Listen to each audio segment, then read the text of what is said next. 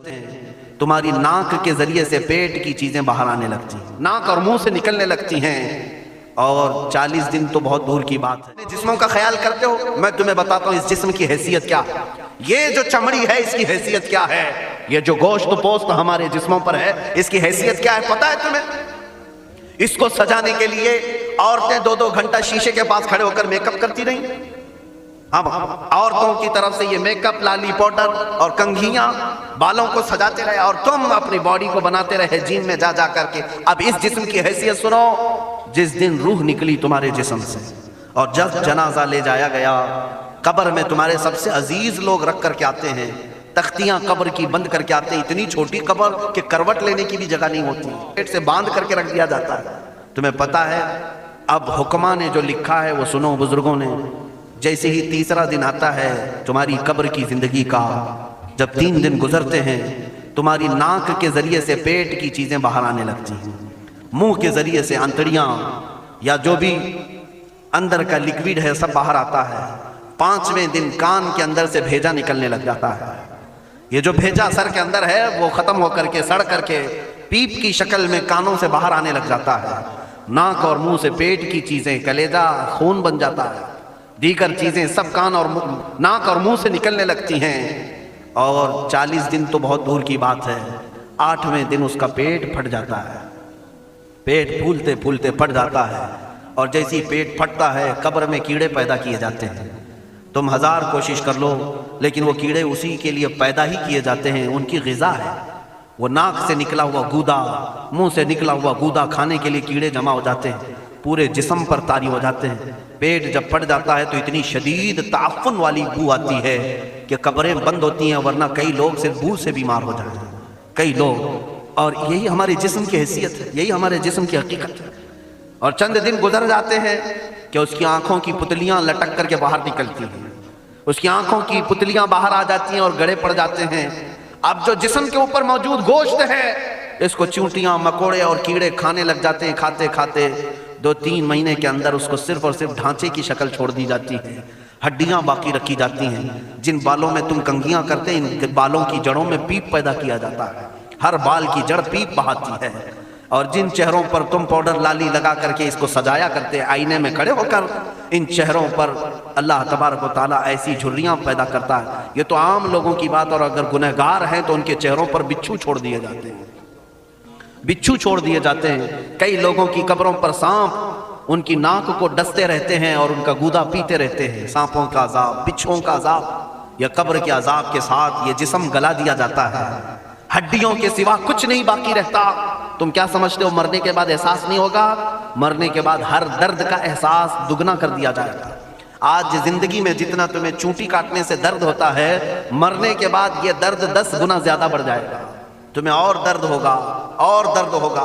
यही जिस्म जो कीड़ों की ग़िज़ा बन गया, कफन खत्म हो गया, हमारे जिस्म में पेट का गूदा बाहर आ गया, आंखों से कानों से सारी चीजें लिक्विड खत्म कर दी गई, भेजा कानों से बह करके निकल आया। बचा क्या हमारे पास? जिस जिस्म को हम सजाते रहे, संवारते रहे, इस पर हजारों पैसे बहाते रहे, ये जिस्म 40 दिन के अंदर कीड़ों की ग़िज़ा बन गया, सब खत्म हो गया। मेरे अजीजों, हर इंसान के जिस्म के साथ कब्र यही करती है। कब्र दबाती अलग है, कीड़ों का अजाब अलग है, बिच्छुओं का अजाब अलग है, लेकिन ये सब के लिए अहकाम नहीं।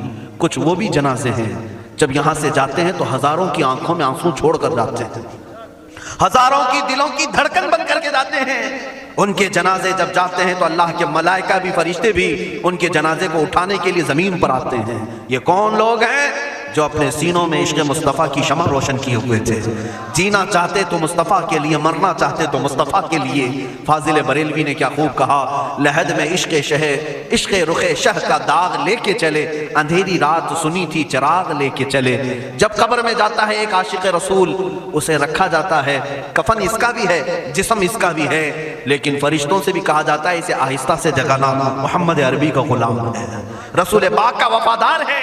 और कीड़ों का उसके जिस्म को खाना तो दूर की बात, फरमाया गया क़यामत तक उसके कफन को भी मैला होने नहीं दिया जाता।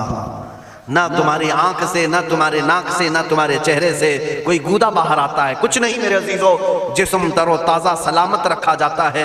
1000 साल क्या 10,000 साल गुजर जाएं, حوادث زمانہ بھی آئیں لیکن اس کی قبر میں اس کا جسم سلامت رکھا جاتا ہے۔ اب تمہارے ہاتھ میں فیصلہ ہے کون سا جسم بنانا چاہتے ہو، وہ جو کیڑوں کی غذا بن جائے یا وہ جس پر فرشتے بھی اتر کر سلام بھیجیں۔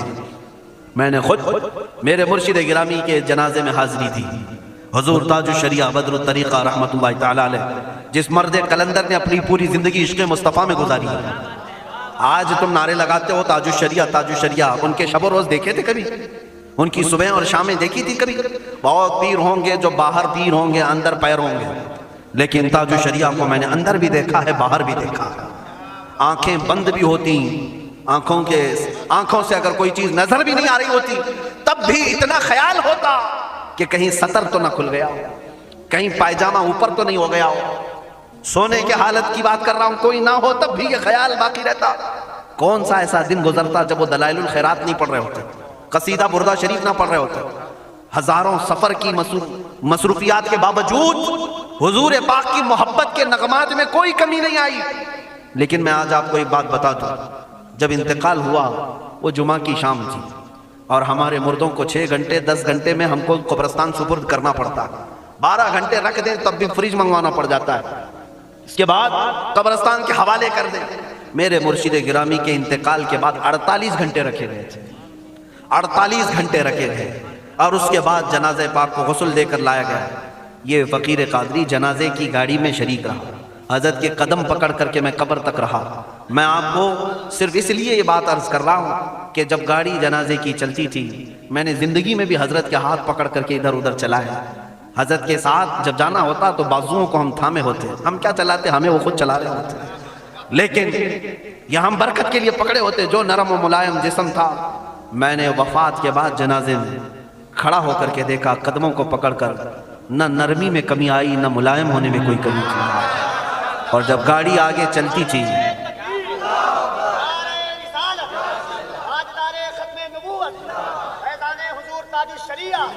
جب آپ گاڑی جنازہ جس پر رکھا ہوا تھا چلتی تھی تو میرے عزیزوں زندگی میں جس طرح جسم نرم ملائم تھا، میں نے دیکھا کہ گاڑی جب اس کے دھڑکے ہوتے تھے ادھر ادھر تو پیٹ مبارک اور سینے مبارک ویسے ہی ہلتا تھا جیسے کسی زندے کا ہلتا۔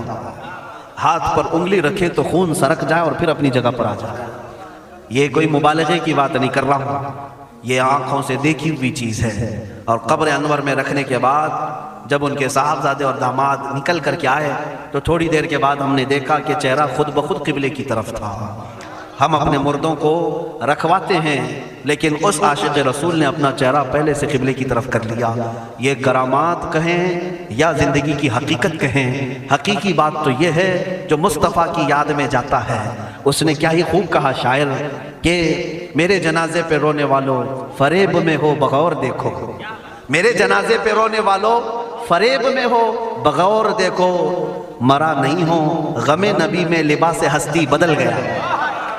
ہاں مرا نہیں ہوں غم نبی میں لباس ہستی بدل گیا ہوں۔ ان عاشقوں کا حال یہی ہوتا ہے کہ یہ مر بھی جاتے ہیں، انتقال کر بھی جاتے ہیں تو بس لباس بدلتا ہے لیکن زندگی پہلے سے اور بلند ہوتی ہے۔